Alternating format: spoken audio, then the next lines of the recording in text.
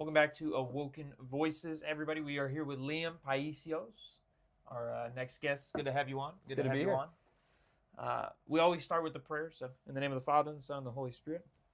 Heavenly Father, we come to you this day with hearts filled with gratitude and humility. We praise, bless, and worship you, and we can do nothing without you. All things are possible with you. We humbly ask that your Holy Spirit fills our hearts and our mouths with your word, that we may inspire those listening to glorify you in all ways. O Holy One, awaken our voices in your most magnificent and exalted name, we pray. To the Father that beginning, your all holy and life-creating Spirit, both now and forever, to the ages of ages. Amen. Amen. So, we always start here with a gift, except last time I forgot. Y'all didn't see, I gave Michael his off screen because I had forgotten. But we're going to start small. The Way of the Pilgrim. Well, thank you, I brother. don't know if you've read it yet. I have the digital Dang version. it! No, I've been meaning to grab a physical one. Well, So that works. Thank you. There you go. And secondly, this one was in my icon corner for a long time.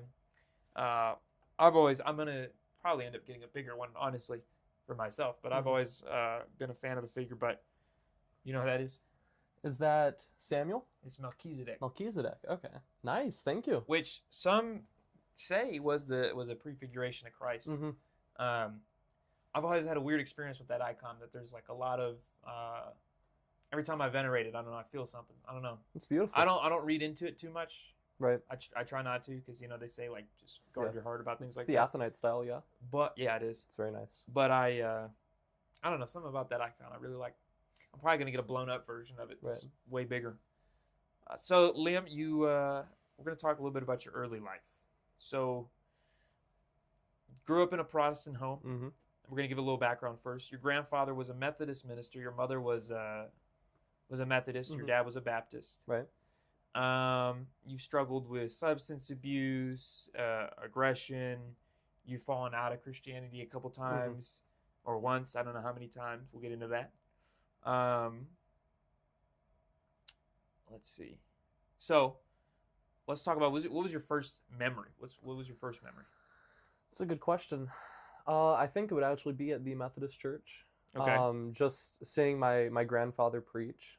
He was a district superintendent for the Methodist church. Wow. So he was always at these different churches and stuff, and going to see him preach on Sunday was always a really big one for me. Wow. So where did that go from there? I mean, what was it like growing up as a toddler, little one, 6, 7 years old? What was that like? It was pretty run-of-the-mill American household. It wasn't really anything too extravagant. I don't have any like big moments or events to really touch on. Just growing up with my family, visiting with my grandparents a lot. Yeah. And kind of seeing the faith through them in that way. Okay.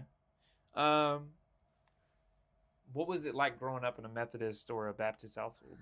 Well, in the Methodist church, there really wasn't so much events outside of Sunday service. Okay. That was really the climax of your faith, was just Sunday service, and besides from that, it was kind of do your own thing for the rest of the week. The same I would echo for the Baptist church as well. So there really wasn't too much influence on my life. Well, it's kind of what happens with the faith-based faith alone salvation. Yeah, there really wasn't it's what we see that's so special, I think, in the Orthodox Church, is our faith doesn't exist on one day. It's something that we live out daily, and that's really not something that I saw in the Methodist and the Baptist Church. Yeah. No, I agree. That's nothing I've ever seen there, unfortunately. Okay, what was your preteen like years, like middle school, going into high school? That's when I started. Were you getting in trouble a lot? Were you? I was, yeah. No, I fought a lot in school. That's when the kind of aggression stuff was on. What was usually spurring those fights? Was it like That's a good question. I think just something internal. Maybe it was a seek for attention or to fit in. There's a lot of other people doing fighting and stuff. Yeah. So that's really a common theme across my teenage and preteen years, was trying to fit in. And that's really where I kind of strayed away from my own path. Okay. So, what was high school like? Was that really when things started to pop off? Well, I was homeschooled in high school, so. Really? Yeah, no, high school, it got a lot calmer. Why were you homeschooled? Was it because of the fighting? A bit, yeah. It was just the trouble that I was getting in regular school, as well as it just really wasn't working with me, the curriculum. Yeah. So we did homeschooling during my high school years. What was that like? It was good. Yeah, there really wasn't anything bad about it. I was able to do my schoolwork through Penn Foster. Okay. Graduated a little bit early. Um, it was a lot calmer and it gave me time to really discover myself without the social pressure Yeah. of like making myself someone else pretty much. That's good. So, I may have to pull this up on my phone because this might be about to die. You started going into, you said going into your early teens is when you lost zeal Mm-hmm. and faith. Right. So what was causing that, do you think? Where was the switch that was just like, eh? Well, after my grandfather passed away, we really didn't attend church too much. We occasionally would. We'd go with my grandmother, or we'd go to a Baptist church one week and a Methodist church the next. But there really wasn't any consistency. And when they omit living the faith throughout the rest of the week, that's really your only pressure to stay within it. Yeah. So with that being no longer a thing that I was doing, I started questioning and looking into other routes of the faith, or other faiths, I should say. Okay. What was that like? I mean, you're alone at home Mm-hmm. most of high school. Right. You're sitting probably on your computer Oh yeah. majority of the time. Yeah. Do you start going down avenues of, okay, this Hinduism, Buddhism, Mhm. what is that about? What is this Islam about? What is that Right. teaching? And then going down those rabbit holes of that. And would you kind of, I guess, would you say that was kind of where the doubting of the faith came from because you're getting overloaded with these options? There really was never a exact doubting of the faith, more so a just total despondency from it. Sure. Like there was even times where someone asked me, "Are you a Christian?" And I would say yes, and then I'd have like sage and crystals and like it's like I said I was a Christian, but I really wasn't. Yeah. There was nothing more than a yeah, sure, I'm a Christian. Well, I'm also doing New Age spiritualism and things of the Yeah. sorts. Well, how did you get into like crystals and sage and My all that? aunts, yeah, my both of my aunts did. They believe in like healing crystals and sage and yeah, that sort of stuff. And Interesting. they kind of showed that stuff to me, and I thought it was interesting. And again, that was really the only external pressure I had on any faith. Interesting is one word for it. Mm-hmm. For sure. So, okay. I don't know if you want to touch on this, but you have in here dealt with a lot of mental illnesses. Yeah, I would say I that- wouldn't have wrote it exactly like that. I would have said I dealt with a lot of issues just with mental health, because I definitely, growing up, I showed signs of like ADHD, Mm-hmm. and they put me on medications from it from a really young age. The doctors did, Yeah. and there was definitely side effects from the medicines that they were treating as its own mental illness. Mm-hmm. So they'd say, this mental illness has these characteristics, and this is what he's portraying. Well, yeah, when you put somebody on Ritalin, Yeah, and that was one of the first ones I was on. so was I, and it turned me into a little zombie. Yeah, so they had like 8 different mental illnesses where I had the traits of it, but then one day I just decided that I was going to try omitting the medicines, and when I did, all of those symptoms that they were treating me for just went away because it existed as side effects. Magically, as if Yeah. they were It was- side effects. It was just the side effects. Who Yeah. would have thought? Yeah. Well, and no, I was lucky. I had a mom who was a nurse. Mhm. So, when I started getting in her face and screaming while I was on Ritalin at the top of my lungs, telling her, no, Right. she was like, all right, we're going to take him off the Ritalin. This is Right. this is what this is. I ended up, I had ADHD. I have ADHD. So I Mhm. ended up finding a medication that, funny enough, what I take is originally used to treat stomach.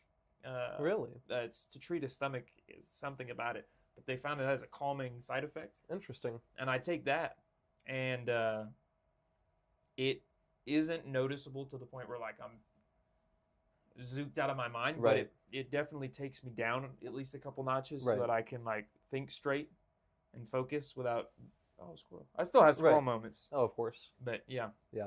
I'm having one right now. You can sit down, right? There's a chair right there. Okay. That was very similar to what it was with me as well. Some of the medicines caused a bit of defiance and stuff, and they approached that as oppositional defiance disorder and bipolar. Mm-hmm. And they put you on medicines for that. It's like, oh, magically, there's more side effects. Let's treat it with more medicine. Yeah, that's And kind of how it's- it goes. Yeah, I'm definitely ADHD. Although now that I'm not on the medicines, like so many of the other things that they diagnosed me as is just What did they, if you don't mind me asking, what else did they try to diagnose you as? they did oppositional defiance disorder. They did general anxiety disorder, ADHD, bipolar disorder. My gosh. I'm sure there's one or two more that I'm missing in there. Goodness. Yeah. Yeah. Then yeah, sounds about right. Then we're just gonna give him more meds. Hmm. So, how long were you doing crystals and sage and? Not too long. There came a time where I wasn't really participating in it. Rather, I just had the things, which is just as bad. Yeah. But there was probably about maybe a year or so that things would kind of spook me, and my first resort would be light some sage and put out some crystals, make Did a little you salt circle. did you ever have like an encounter with like the demonic or with the negative or? So I think so, yes. I certainly did think I was having it at the time, and then there came to be a point where I kind of left New Age spiritualism, and I was thinking that it was just placebo. But now I do think that I did, yeah. Do you want to talk about what that experience was, or one of them? Well, I never really had like a super strong encounter with like a like a spirit or whatever you want to call it. Sure. More so just this absolute terrifying feeling of dread, and like I was being watched all the time. Ooh. And then occasionally, you see like shadow figures and stuff. I don't know if you watched the one. I forget where we talked about it. Which episode was it with Kyle, or did I talk about it off camera? Kyle's had the possession. Yeah, and I think I talked Mhm. about it after. I don't know if I talked about it on camera. Did you watch the episode with Kyle? I did not. Okay, I'll have to send it. I'll have to watch it back myself to see if I Mhm. talked about it. Because I know we talked about it off camera, but I don't remember if we brought it up on about the weird stuff that I had where it was like, and that you had. We're going to talk about that in his episode Mhm. when he comes on. So, the feeling, how do you explain that? Like the feeling of always being watched and of the dread and of the. Well, it was really weird. And I look back on it, it almost seems comical. At my old house, I was so scared to go upstairs because that's where I'd always feel it, like just upstairs.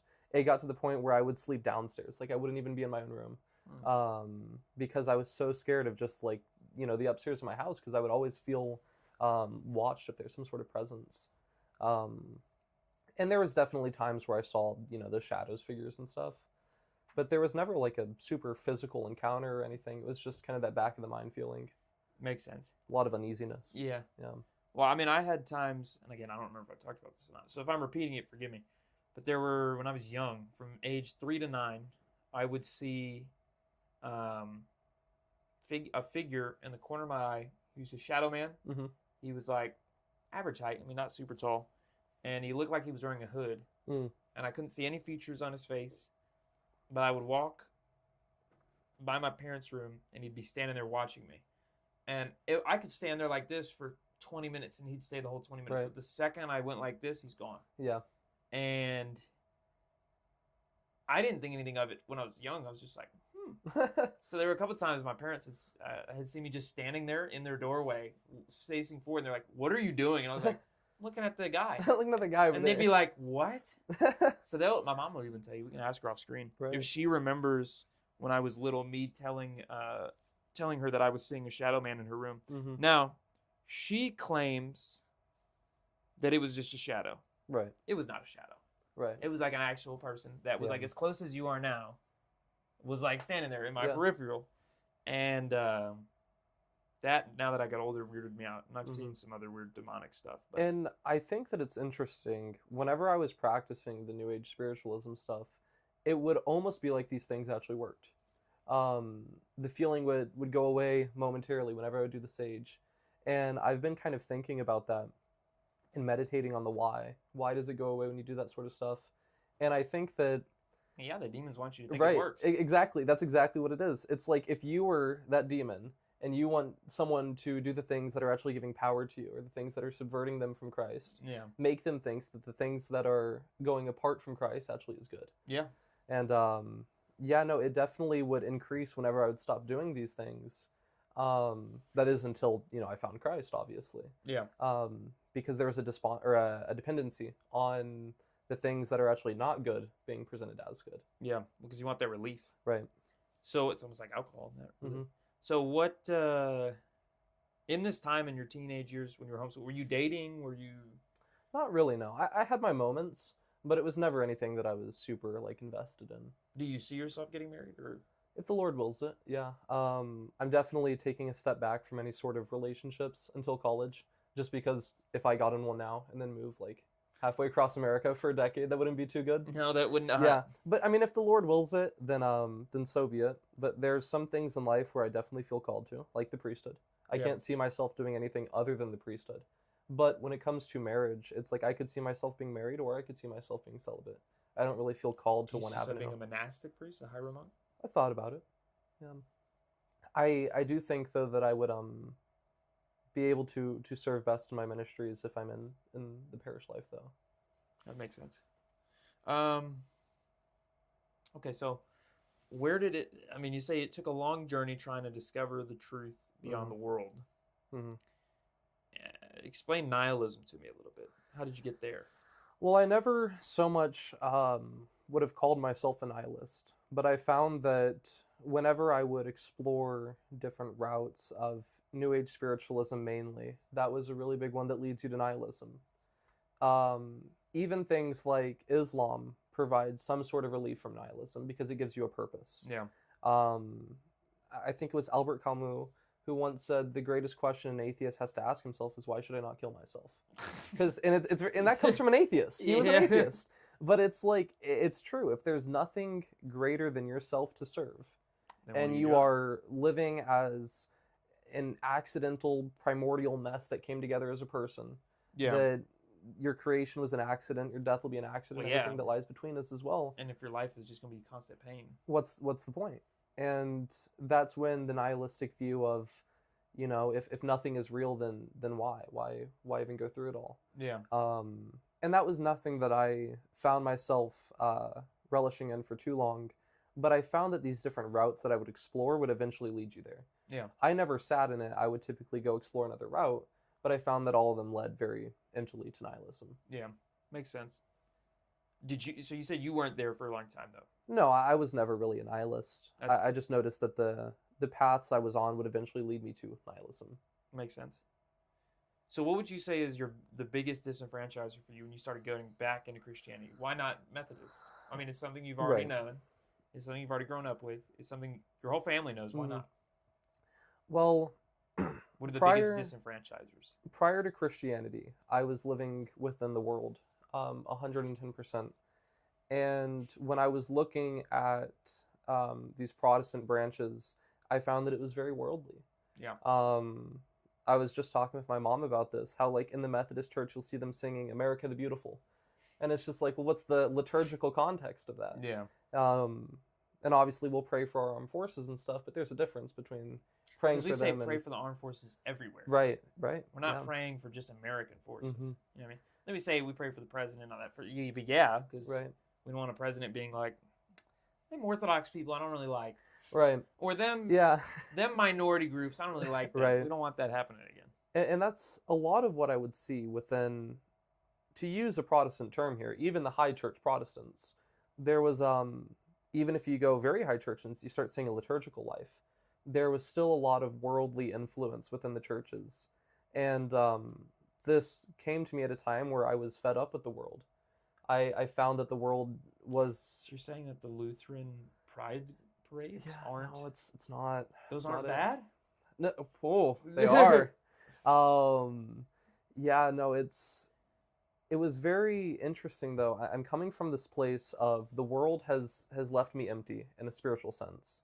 It's not to say that I had this like awful life or anything, but the spiritual sense was lacking. Yeah. And I'm looking into these different Protestant churches, and there was nothing really spiritual about them. They would have their services. They obviously recognize the spiritual, but just as I was saying earlier, there's no spiritual life outside of the Sunday service. Yeah. And that's what I was really looking for. Something Okay. deeper than just community. And that's the same reason of why not Baptist. Right, yes, yeah. Would make sense. So, like, what was the moment that you're like, you know what, I got to dedicate myself back to Christ? And why? Well, there came to be a point where I was starting to intellectualize the faith. Okay. Which is never something that we should sit in for too long. No. And when I started seeing these people who lived beyond the intellect, whether this was a Catholic saint or an Orthodox saint, They dedicated themselves to something beyond just intellectualism. Yeah. And I noticed that their life was more full and more complete. I get that a lot from Mhm. the St. Paisios' story. Right. He was like, man, Christ, if you're not even real, that's okay. He was like, as long my as life is complete. he was like, Yeah. as long as I live like you, that's okay. Mm-hmm. So that's why you think you were seeking structure as well. Right. And with structure, the other thing about it is there's a lot less of some of the churches are too individualistic. Oh, for sure. It's very much my relationship with Jesus. It's me and my Bible, you Mhm. know. And with that, there's no, as we were saying, external pressure to live the faith. Yeah. There's no structure or routine that you can follow and grow within it. I was just listening to Father Seraphim Aldea. It's good not to lose yourself in your identity. Yeah. It's not to say that you have to strip yourself of what you are and become empty, but rather find who you are through the life of the church. Yeah. Well, and I mean, I'll say this, and it'll sound harsh to Protestants, but it's true. Jesus didn't say you have to have a relationship directly with me alone. That's not Right. the only thing important. Right. He very clearly states, you got to be a part of my church. Mm-hmm. Like that's, otherwise he would have just said, you will write my Bible, and that will be. Right. He didn't say I will build my Bible upon y'all. Right. He said I will build my church upon you. Right. People are like, well, I am the church individually, and I'm like, where does other, it say that? And where do any of the 12 disciples say that when they built the churches? Right. Where do they say that? The other thing that I've noticed is the relationship with Christ. When you exist within a liturgical context, when you do these things, this relationship is not gone on an individual level. Rather, Mhm. you're learning tools and steps on how to strengthen it. Oh yeah, for sure. I would agree with that. So what did you said you started off looking at Catholicism. Right. How did your parents feel about that? Well, I was never, I wouldn't have called myself a Catholic aspirant by any means. I looked into it the same way I did a lot of the other, Well, this whole time that you're looking into this new age stuff, you're buying Right. crystals, you're doing Yeah. What are your parents My thinking? parents definitely were not so keen on the New Age spiritualism. They let me do it. They weren't like putting a stop to it. But they also weren't like doing it with me or anything. Yeah. With Did they ever sit you down and be like, okay, Not really, no. Not so much. do you think they should have? Probably. I do think so, yeah. But I get it. They were at a point in their faith as well where it wasn't really being lived out. Mm-hmm. It goes back to that external pressure. Yeah, There really wasn't an external pressure really holding any of us up. makes sense. So what's your analysis on Catholicism? Well, it's a good question. Very loaded. I started looking into Catholicism purely as an inquirer. Once I decided that I wanted to commit myself back to Christ in a way that was greater than what I previously was doing, I saw a lot of people that I would have called holy people in Catholicism. Mm-hmm. And that was something unique. I obviously had not seen Orthodoxy yet. Yeah, I thought that Christianity comprised of Protestantism and Catholicism. most people do. This came to be a point where I acknowledged and affirmed that Christianity was true and I want to dedicate my life to it. And at a point where I said Protestantism is not the route that I want to take it. Yeah. So that really left me with only looking at Catholicism. And when I looked at Catholicism, I saw a lot of changes and internal contradictions, and some of those are actually what led me to Orthodoxy. What were some of those? A big one was, I don't remember if it's the Council of Ephesus, but The Council of Ephesus was the one where they declared the Theotokos was God bearer. right. It was, I don't remember if it was that one or another one, but there was the declaration that all bishops hold governing authority over their individual jurisdictions, that no bishop has universal power. And then I looked at how they I think view. it was Ephesus. I think so. I think they did it a few of them. I think they did reinforce. Yeah. it. And I looked at the modern Catholic Church and I just didn't see that. Mm-hmm. The other thing is some of the theological developments Yeah. were I call them opposing. innovations. Yeah, I think that there's room for understanding the faith. Obviously, this is why we still hold synods. Mm-hmm. But some of these affirmations that they had were just, they came out of nowhere. Yeah. They weren't really like here's this belief that we already hold and here's how we're understanding it better. Yeah. It was like out of Well- nowhere, you need to give me money if you don't want to go to hell.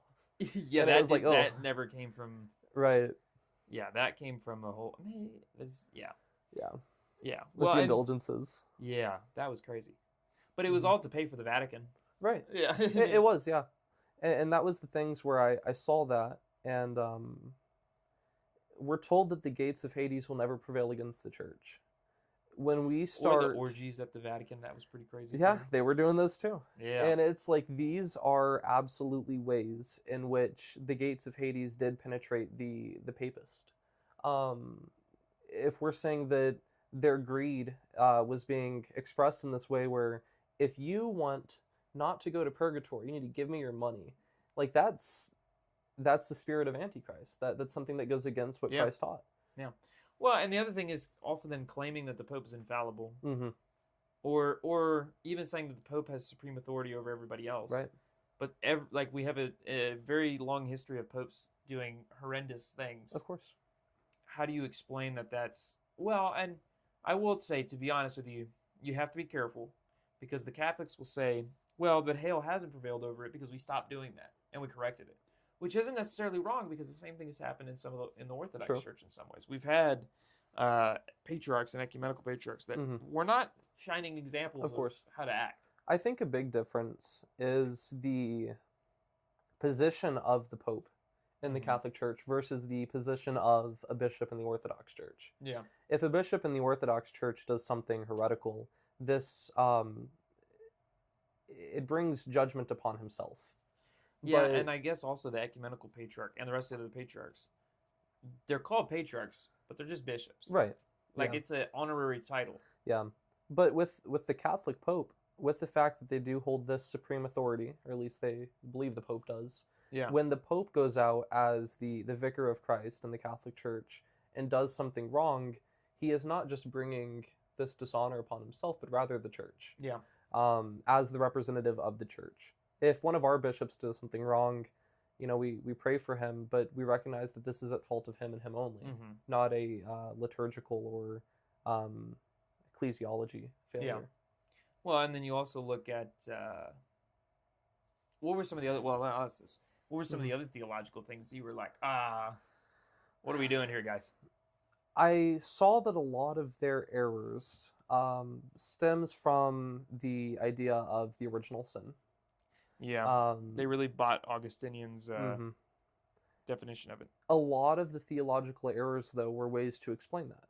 So indulgences has their ties in original sin. Mm-hmm. Even if we look at the Immaculate Conception, Mm-hmm. it's only needed if there's the original sin in Yeah. that regards.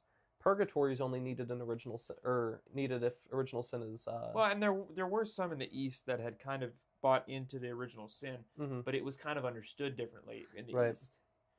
And also, scholars didn't start coming or innovating or thinking of the quote Immaculate Conception until around the 1500s, Right. and then it didn't become doctrine or dogma until the 1800s. Mhm. And so it's kind of like, okay, well, that's like I've heard Catholics defend it, being like, it wasn't just something that came out of nowhere. Theologians have been talking about it since the 1500s. I'm like, but nobody had been talking about it for the Right. 1500 years prior to that. Yeah. So Yeah.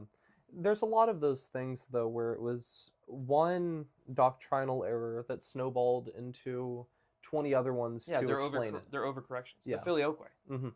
I mean, they're all overcorrections.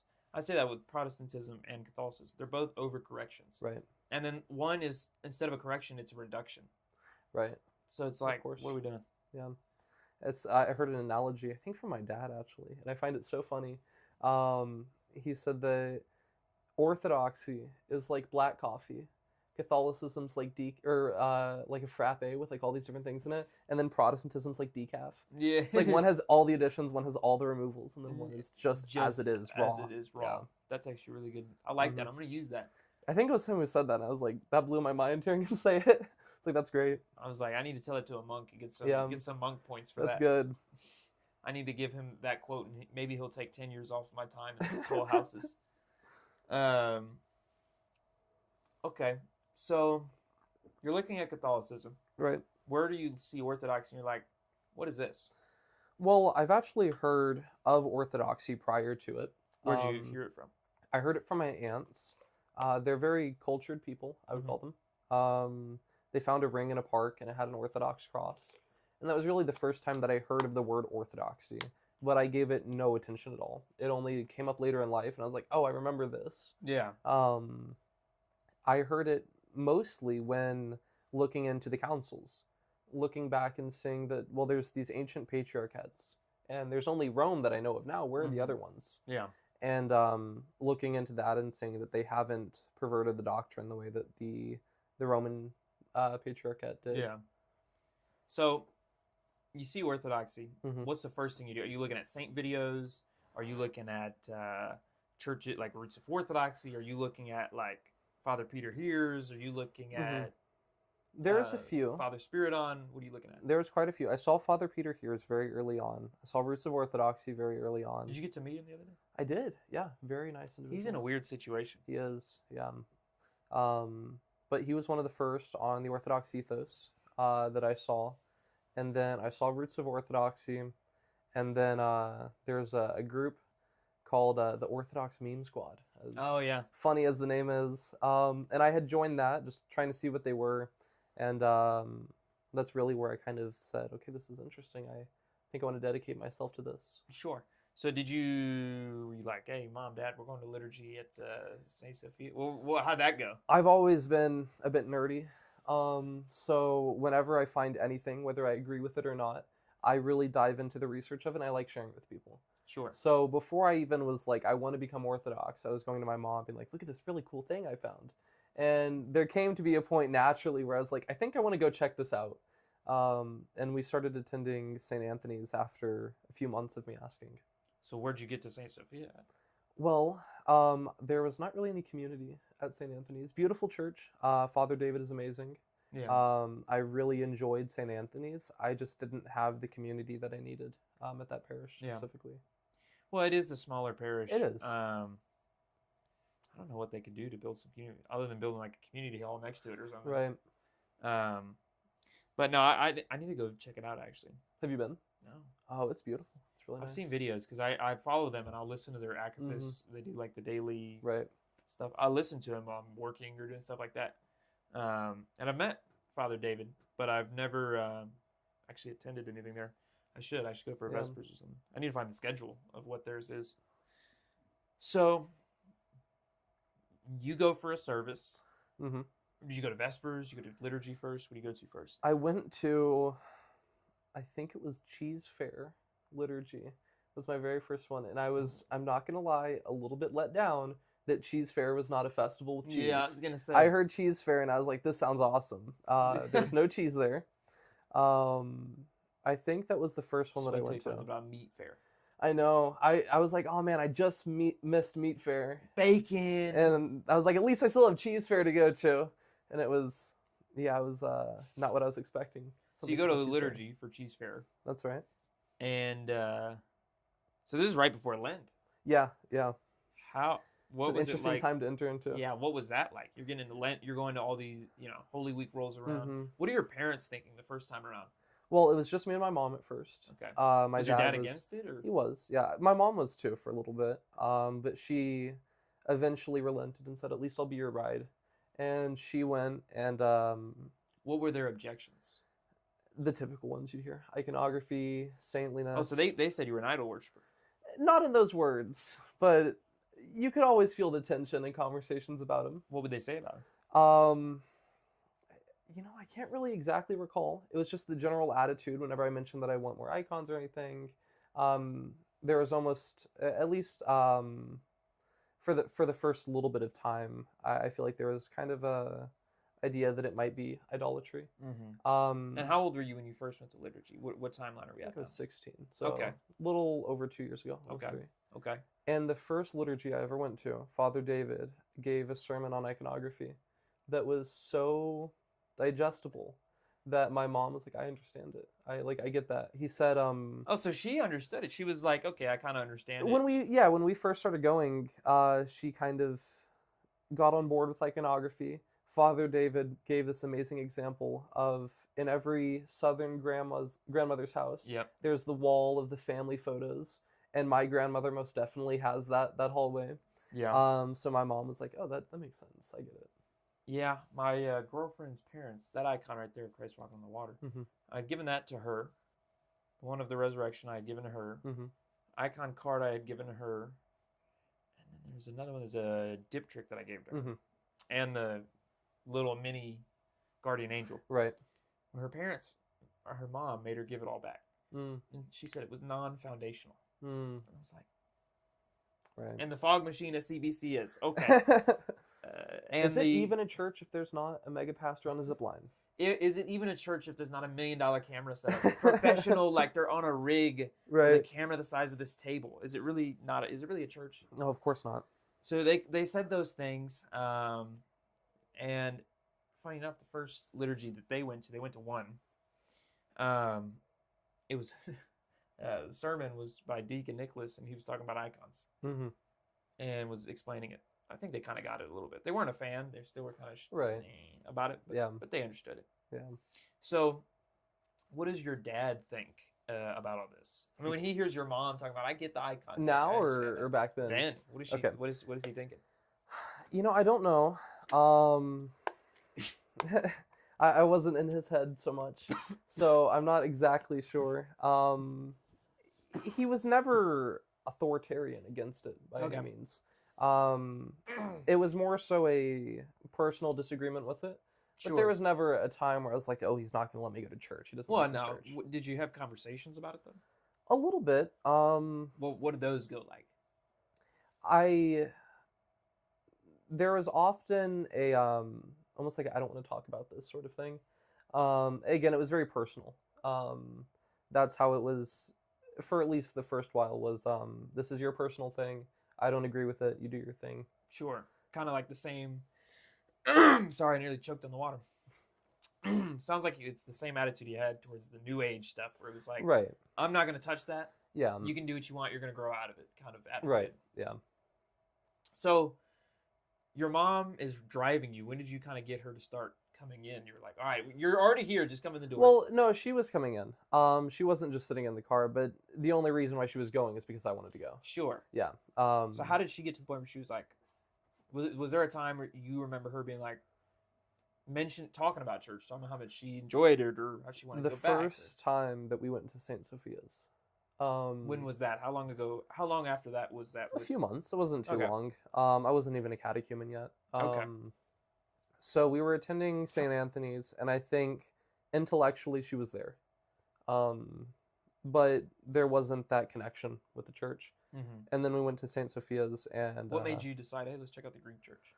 just wanted more community. Looking around, saw that there was a bigger church, figured it was worth a shot. Yeah, So it's like right down the road. yeah, we went, and I remember Nectarios, Jerry, he and his wife Christine greeted us and showed us around, and now Nectarios is my godfather and Christine is her Really? godmother. Wow. But I remember being in the car sometime on the ride home, and she mentioned that it felt like home. Or no, that was actually when we were speaking with maybe Dale in the parking lot leaving. How'd that she- feel? Hearing her say that. I had to walk away. I got choked up a little bit. I'm not gonna lie. Yeah, I walked away because it was like hearing her say that it felt like home was like, wow, that's how I've always felt here, and Yeah. now that's being shared with my mother. That was nice. Yeah. Where's your dad come into this? A few months, at least down the line, I think the first service that he ever went to was during the St. John Chrysostom Oratorical. Okay. Because again, although he wasn't on board with Orthodoxy, he never really stopped supporting me and stuff. Yeah, so I mean, he wanted to see me give my speech, so he went for the liturgy beforehand. Wait. What is that? The The oratorical. It's a competition where we give speeches. Have you not seen it? No. Oh, we're gonna do it in January. You should watch. What is the speech about? Is it like a testament or? No, so there's 5 different topics every year. Last year, I choose a lesser-known figure from the Bible and speak about how they fit Who'd you pick? into. I chose Saint Simon of Cyrene, the man who helped carry the cross. Oh yeah. Is he a saint? I believe so. I can almost never find iconography of him, and it's very hard to get a yes or no, but there's at least heavy local veneration of Simon of Cyrene. Simon, right? Yes. Some people say yes, some are kind of undecided. That's him. That's him right there. Is he a saint? Put in Orthodox. Maybe we can find like the Orthodox calendar or something. Yeah, he is. Okay. In Eastern Orthodoxy as well as Oriental Orthodoxy. Eastern Orthodox and Eastern Catholics. Okay. He's recognized as saint. I wonder why not the Roman Catholics and stuff. I don't know. I mean, I played him in Passion of the in the Oh, you did? Stations of the Christ. I played Right. him once. Yeah, he was such a powerful figure. So I wrote the speech on Saint Simon of Cyrene. His feast day's coming up. Oh, very nice. It's December 1st. I delivered it at the parish level first, and I was given the first place title. So I went to the... How long was your speech? 5 minutes. Do you remember it? No, not at all. Do you have it somewhere? I might. I can check my phone. I might have it. You should check after we can see. Yeah, and they gave me the first place title, so I went to the Metropolis Festival to compete. I competed at St. Demetrios in Fort Worth. He is venerated and canonized in Catholic. He's a I would priest. think so. He's a priest. Yeah, I was gonna say. So like, there's no Longinus is, and he's not. Right. Yeah. So you went to the Metropolis. That was at St. Demetrios in Fort Worth with Father Nicholas, really great priest. Okay. And I was given the third place title there, Wow. which has contributed to Holy Cross Luna College. Oh. $50,000 scholarship. Yeah. 50 grand. So okay, we'll It's have nice. to talk off camera. How much, like, is the actual tuition compared to how many Right. scholarships are you actually available to get? Right. And then this year, I shouldn't say too much because we haven't done it yet, but I'm writing my speech on martyrdom. Which martyr, if you don't mind me asking? Just martyrdom, not Oh, okay. not about a certain figure. What are the top? Is martyrdom one of the top? It is. What are the others? Let me see if I can remember off the top of my head. I might not be able to. This year, obviously, martyrdom. How does it play into our life as a Christian? I might not be able to remember the other ones. Man, I'm really blanking. There's a total of 5. I can only remember the one that I'm doing. Fair enough. That's all I focused on. Fair enough. Yeah. So, I mean, I would ask you about that, but I don't want to spoil anything. So, Simon of Cyrene. He's not. I've never found like icons of him or anything. Are you asking ChatGPT? It's actually pretty good. It is. Saint Simon of Cyrene. Icon. Sometimes I'll even see him without the halo, and so like that one right there. There he is with no halo, and it's why I'm saying like it's so hard to figure out if he actually is or not. I haven't found any of him with the. There we go. But that's Coptic. That is Coptic, yeah. But I mean, hey, here's one. Oh, that's nice. But I think that's Coptic as well. It might be. Yeah, that's Coptic. Oh yeah, you can tell by the eyes. Uh-huh.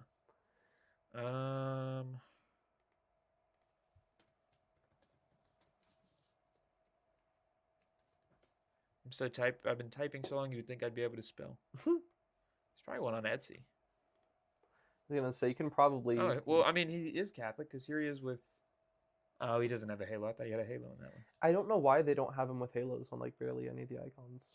It's weird. The Apostolate of Hannah's Tear. What? What? I don't know. I don't know what any of these are. So, your dad goes to support you. Right. What then? He wasn't a fan, but he. What do you mean? I mean, he didn't really like it. He had his oppositions. Or his biggest ones. I mean, there's this one. He doesn't have a halo, but you could probably paint a halo on it Right. if you wanted to. Or I might honestly get a custom one eventually. That's not a bad idea. Iconography still, I think. One of the ones that he mentioned was repetition, although I kind of explained that to him, and that did get cleared up. I guess veneration of saints, those sort of things. Mm-hmm. But he ended up going again for my baptism. Okay. Because originally my baptism was going to be months out from the oratorical. But I got first place, and Father Thomas was like, you need to be baptized to go to the metropolis. Like, let's get you in that water. So they kind of sped up that a little bit. So he came for the baptism. And we always hear about seeds being planted. Mm-hmm. Brick by And brick. yeah, and it's like I look at those events, and although there wasn't like oh, I want to be Orthodox now, those were the seeds that were planted. Yeah. And well, as a Baptist, I mean, your view on baptism is a lot different, which is funny Right. because it's in the name. But Right. your view is different than yeah, the Orthodox. How did he take that? you know, he wasn't a big fan of the fact that I was baptized in the Orthodox Church because I was baptized in Did the he Baptist Church. vocalize that? Yeah. What did He you? did. What was your response? I mean, again, it was always that, like, you do your own thing. So it was like, well, I'm still going to do this. Like, this is, what I feel right in my faith. But he did say that he wasn't the biggest fan of it because I was already baptized in the Baptist church. Mm-hmm. But why would he have an issue with that if he believes that baptism doesn't mean anything? I think there was a bit of internal hesitancy of me leaving the Baptist church in regards, even though I had already pretty much totally deserted it. This was now where I was like officially being something else. Makes sense. But he ended up going back to church with us. It was actually this is one of my favorite stories. I don't think I've even ever told this. We were gonna go to church. We're getting an exclusive. We are. Me and my mom were gonna go to church, and this was the first time in years that my dad was gonna go to church as well.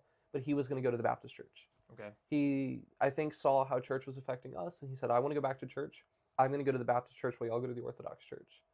Well, he left 30 minutes before we were, but we walk outside and his car's still there, and he's just sitting in the driver's seat, and he's like, "Get in," and he just drove us to St. Sophia's.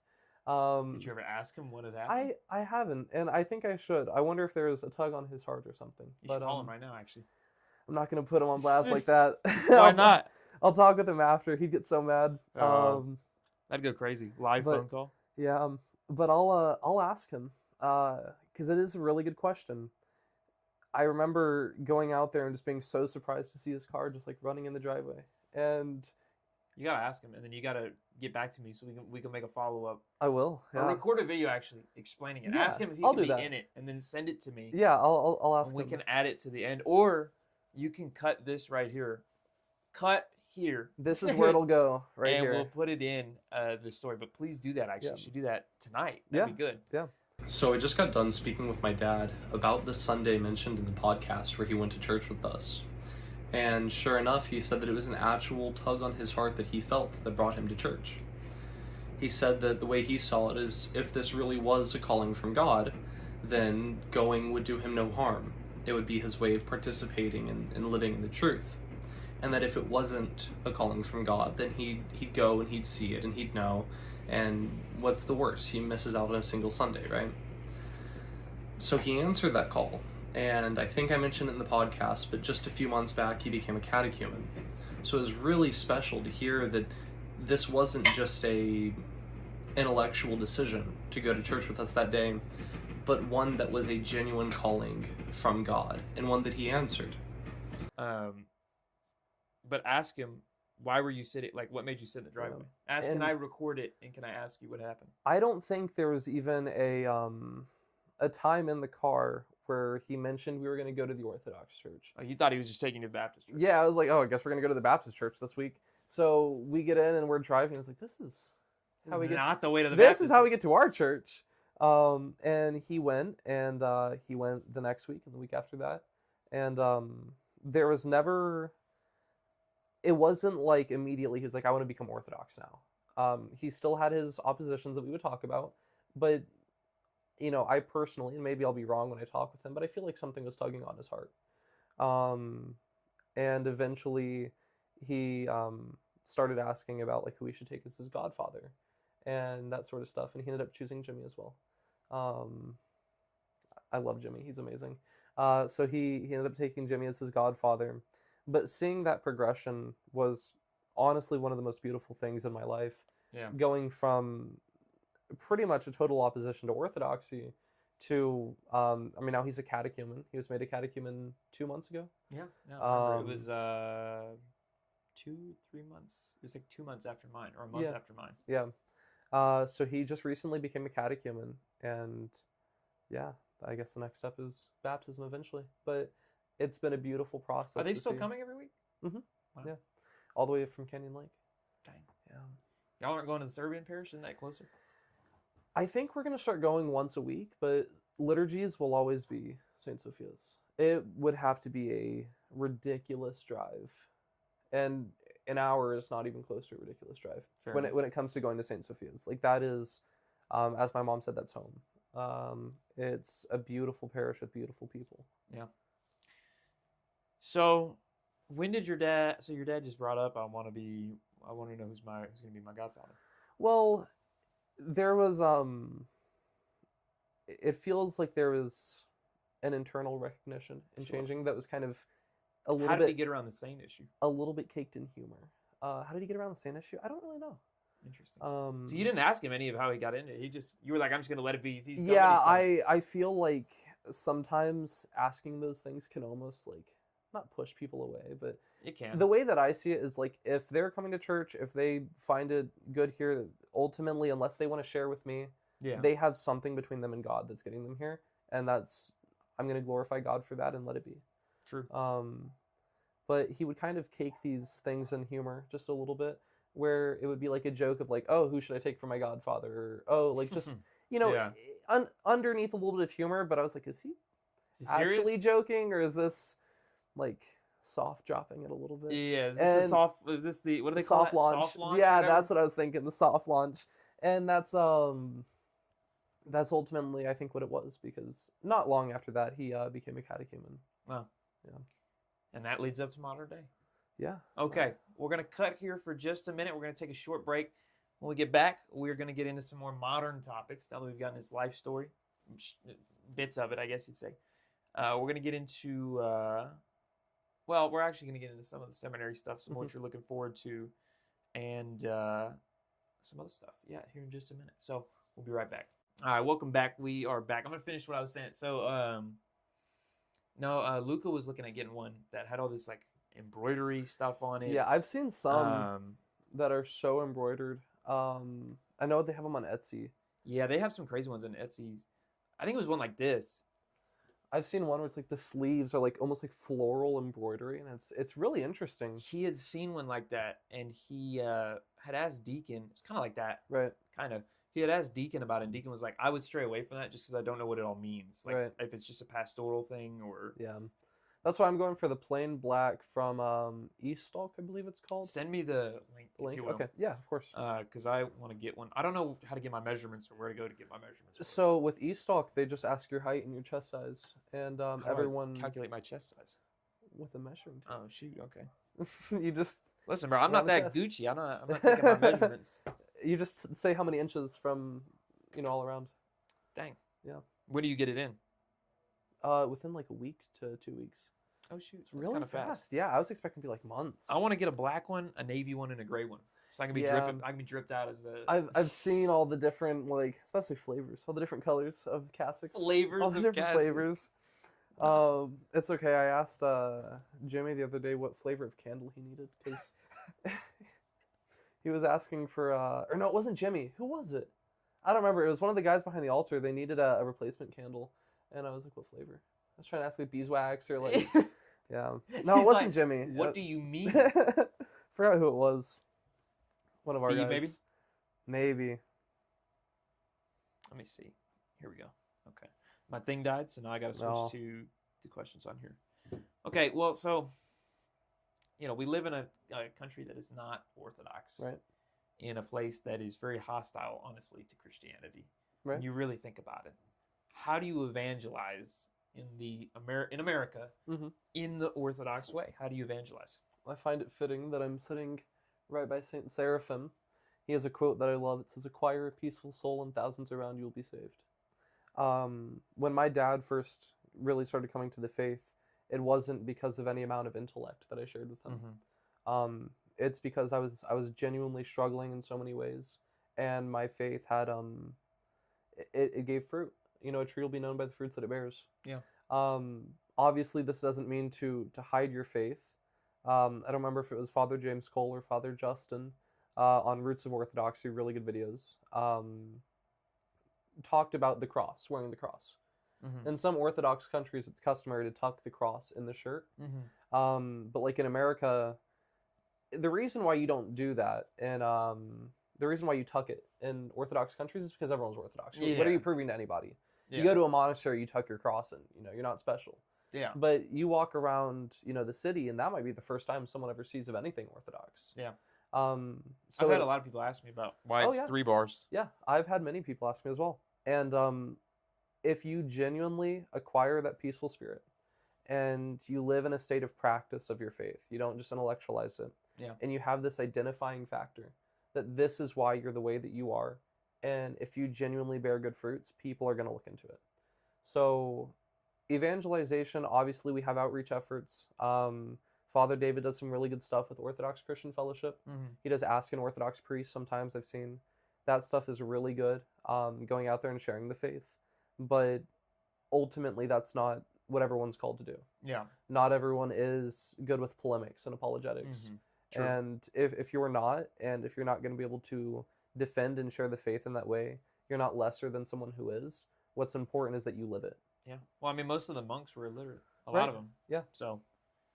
Not to quote Catholics, but Saint Francis of Assisi. Yeah. Yeah. He says, "Preach the gospel always, but speak only sometimes."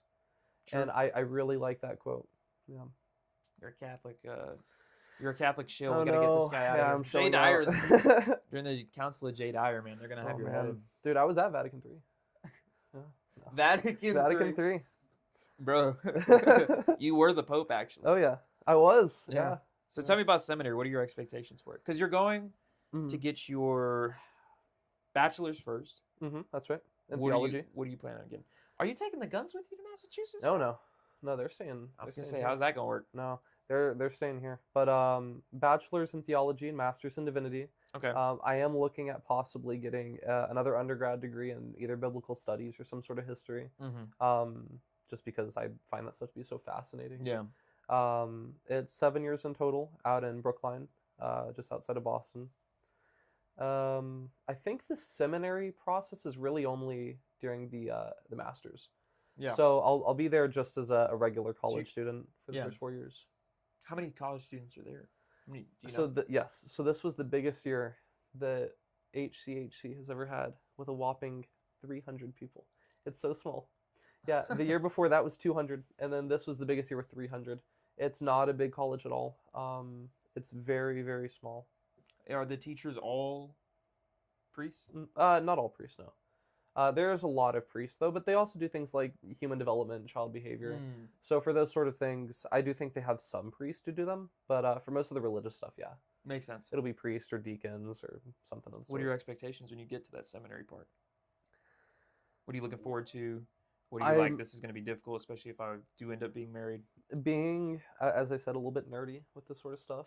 Yeah. The thing that I'm most excited about is to have access to the library and 2 chapels services a day and the different classes. I am so excited. I'm currently doing just like independent studies on the study of sin and some That's stuff. a thing?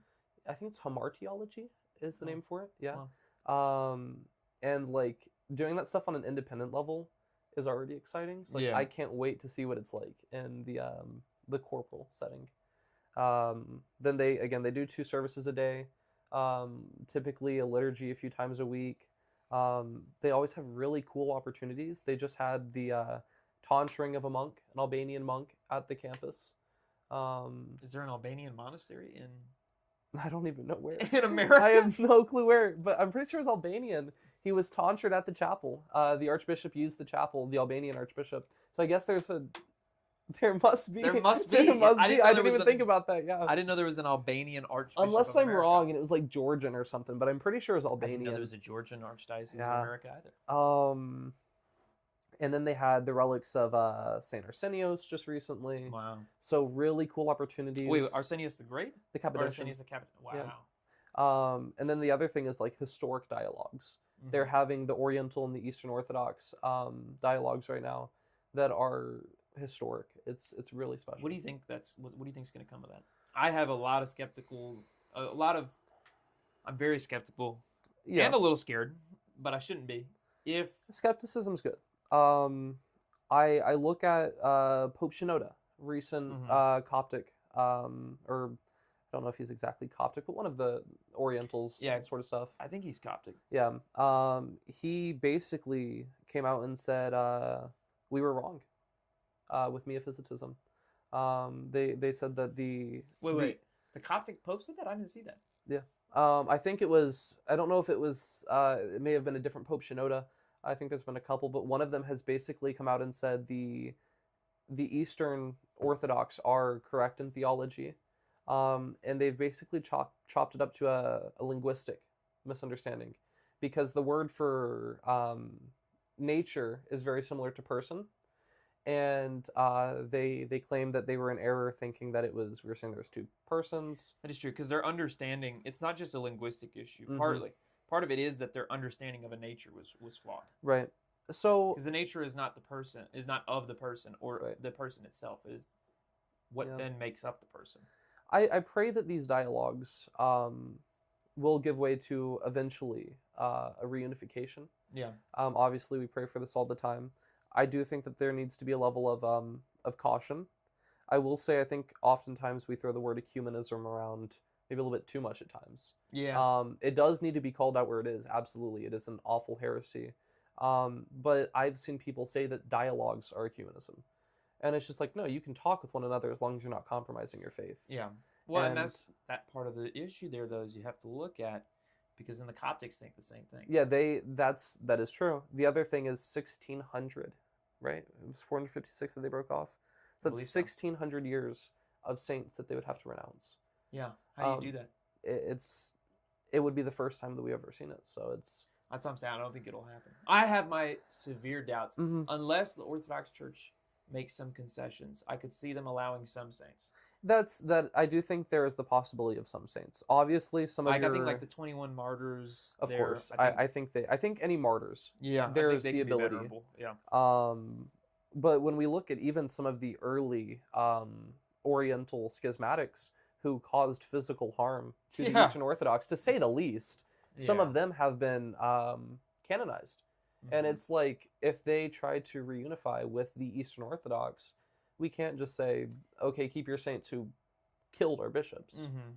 Well, we also can't do it like the Catholics do. We're like, oh, Eastern Right. Catholics, y'all The different can rites, have but all your it's, yeah. y'all can have your Eastern Orthodox saints. That's fine. Mhm. That's not how that works. No, you it's can't- not. You can't have saints that are recognized as part of your church and not all. Right. That it divides the body of Christ. Unless it's in like a grassroots thing. Right. but that's Local a whole- veneration is a different thing, though. Yeah, but having like canonized saints that were responsible for killing Orthodox bishops, I wouldn't stand for that. Yeah. Although we have a analysis team at St. Vladimir's seminary who just recently came out and kind of teased the idea of it's possible we will see the reunification in our lifetime. Now, how much credit is that? I mean, it's an analysis team. They can't predict the future, but yeah, I mean, with the trends that they're seeing, it's definitely the closest we've ever been. yeah, And it's a good start, and it's something to pray about for sure. for sure. Monasticism, asceticism, modesty. How do you practice those in the modern society? Right. I think that first and foremost, realizing that asceticism is not specific to our saints. Mm-hmm. There's often this idea of these are the ascetics. This is what they do. I'm playing a different game than them. Not at all. The word ascetic was a sports term that literally just means to train. This is what we all need to be doing. We all need to be ascetics. Now, the way that we practice our asceticism might be different. This is actually something I'm talking about with the martyrdom thing I was mentioning. Being a martyr just means being a witness. Yeah. We're all called to be a witness. How it is that we witness looks differently. Some are martyrs by blood. Some are martyrs throughout their entire life and die peacefully. Mm-hmm. We're all called to asceticism. That's prayer, that's fasting, that's partaking of the sacraments, and that is being integrated into the church life outside of church assemblies. So it's living constantly your faith. Okay, and then modesty. It's a good one. I do think that it's very important as well that we realize modesty is across the board. So often we hear about like modesty is a thing that only applies to women, Mm-hmm. right? Oh, she's not dressed modestly. Okay, well, if you're walking around with a 5-pound gold chain on, it's like, what, are you dressed modestly? No, of course not. Yeah. No, this is a different type of a modesty. But it's pride, it's vain adornments. Mm-hmm. And not only when it comes to dressing, but living, to live modestly, Yeah. to simplify your life.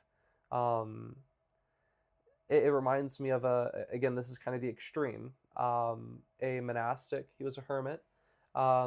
A pilgrim comes to his cell, and he goes, "Where's all of your furniture at?" And the I monk heard just that. looks at him and goes, "Where's your furniture? I'm just a pilgrim here." The monk goes, "Oh, so am I." It's like, none of us, this is not our home. Yeah. We're visitors here. We're here for a purpose, the Great Commission. We're not, this isn't where we live.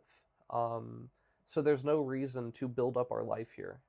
I think it was maybe Saint Alexander, or who was it? Alexander the Great, or one of these really rich people. Mm-hmm. When they died, they requested that their coffin have holes cut into the side so that their hands will hang outside of it, to show that you enter the world empty-handed and you leave the world empty-handed. And it's just like, you can build Wow. your life up here all that you want. You can have pride, you can have a modesty, you can have these things, and that will be your reward. But ultimately, it's empty. I don't remember what saint it was, but he said that these things are empty paths that rot the many corpses that follow it. If we live in a worldly sense, then this is where we die. If we live in the world, we die in the world. But another great quote, if you die before you die, you will not die when you die. It's like, I know, it's so, Let's like, break that down one more almost time. a tongue twister.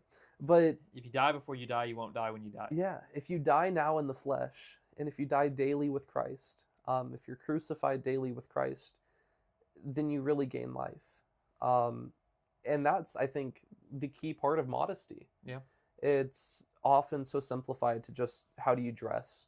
Are you showing off a lot of skin when you dress? And that's certainly a form of a modesty. Yeah. But you can dress modestly and live very modestly, and that doesn't benefit you at all either. Yeah. That is very true. Okay. We are part of the Greek tradition. That's right. We get a lot of criticism. We do. Why is that? What do we do about it? It's a good question. I spoke with His Eminence Metropolitan Constantine of Denver about this very thing. I asked him, how do we avoid modernism in our Orthodox life, and how do we implement orthodoxy in our modern life?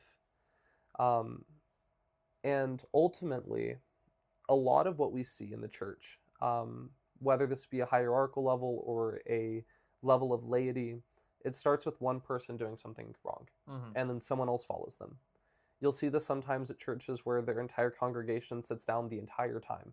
It started with one family who sat down, and another one watched, and they followed, and it just kept growing. The way to fix the problems that we're seeing... Get rid of the pews. Yeah. The way that we fix the problems that we're seeing is to live correctly. Oftentimes it's easy to look at where you stand in the church and say, I'm just a lay person. I don't have that much influence. It's like, you do. You influence the person standing next to you, and they influence the person they're standing next to. We are seeing some troubling things, I would say, in the Greek tradition right now. We've seen forms of modernism find its way into our churches, and we're seeing almost a wave of people who are either leaving or staying away from the Greek tradition because of it. Yeah. That's not the solution. If we run from it, we don't give ourselves the ability to fix it. Well, also, if you don't stay and try to fix it, you're doing a disservice to all the people who are staying. Right. And then if everyone who doesn't like it leaves, then what are we left with? We're left with just the modernism. Yeah. And we're left with no tradition. So when we see issues finding its way into our parishes, we need to correct it. And just as I was What does talking, that correction look like? I think it's a lot of self-correction, self-examination. I can't do anything about the pews. That's true. That is true. And the people that sit the whole time instead of... I think it's good to advocate for stuff, to Yeah. be vocal. I do think that it's good, though, never to compromise the faith. Yeah. St. Paisios expanded upon one of my favorite verses. He says, "Let your yes be a yes and your no be a no. Mhm. But if your no brings offense to anybody, explain gently and patiently." Well, and I think also, I'm trying to figure out how I can put this. Like with the Greek church specifically,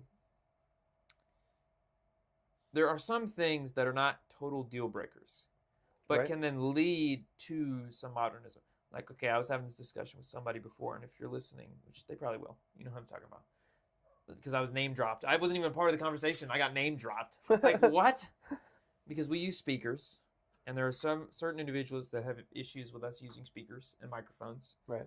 And I'm like, we got people that are elderly. Yes. Is that really the biggest issue that we have? Like, how does that affect? How does the way I hear it Right. coming from a microphone or their voice affect the liturgy and Mhm. what's going on in the liturgy? One of the other things that we need to recognize is one of the many things that we affirm about the church is that we have the ability to bind and loose. Yeah, exactly. This does not mean that we have the ability to completely disregard things, Yeah. but there's a bit of economia and there's a bit of loosing when the time calls for it. Yeah, if the bishop himself, listen, I am obedient to my bishop. Right. So if my bishop has said that it is allowable and okay to have microphones, Mhm.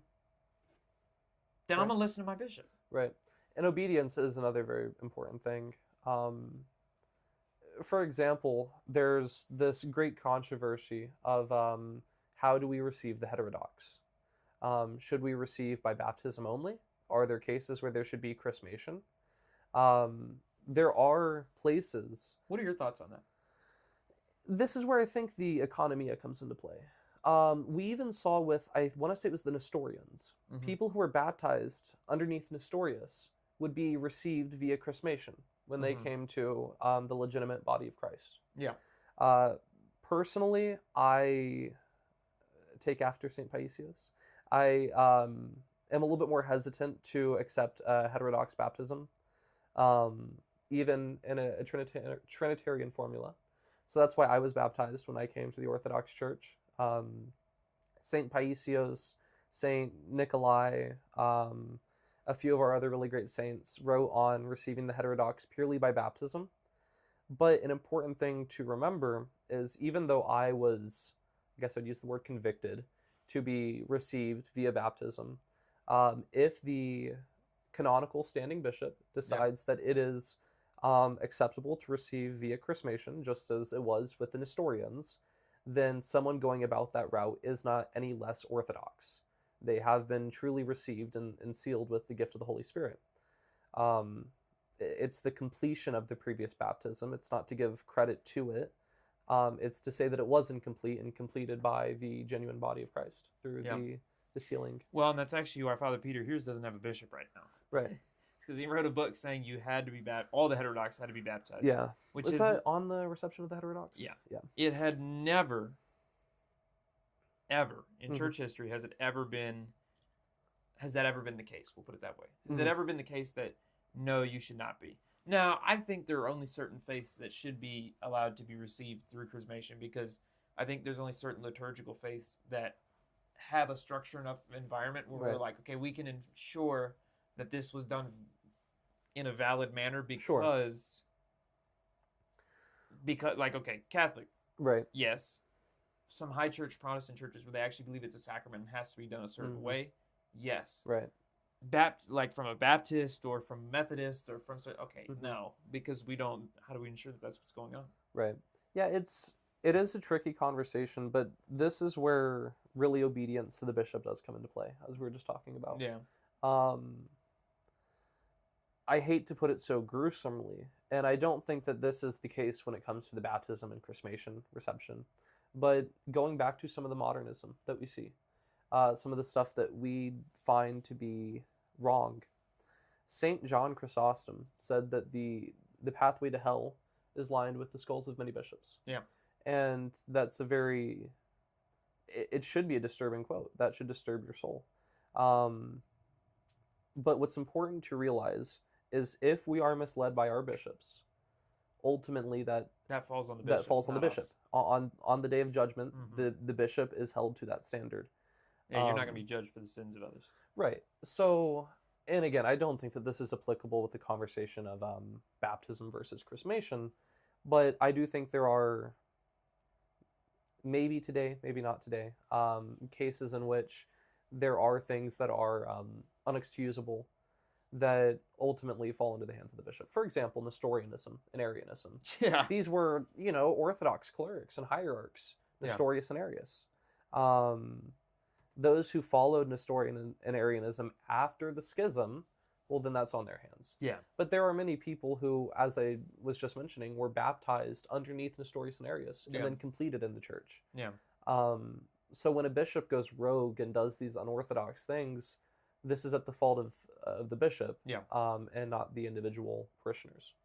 Yeah, that is true. But I think there's also levels of, again, that kind of where that doesn't mean just as a parishioner, if the bishop is teaching clearly heretical things, of course, then that is your responsibility to then go to a patriarch or to then just leave. Right. You know what I mean? Yeah. Now, the patriarch doesn't have much power over that, but he can declare that what this bishop is doing is not okay, and to steer clear from being under this bishop's jurisdiction until...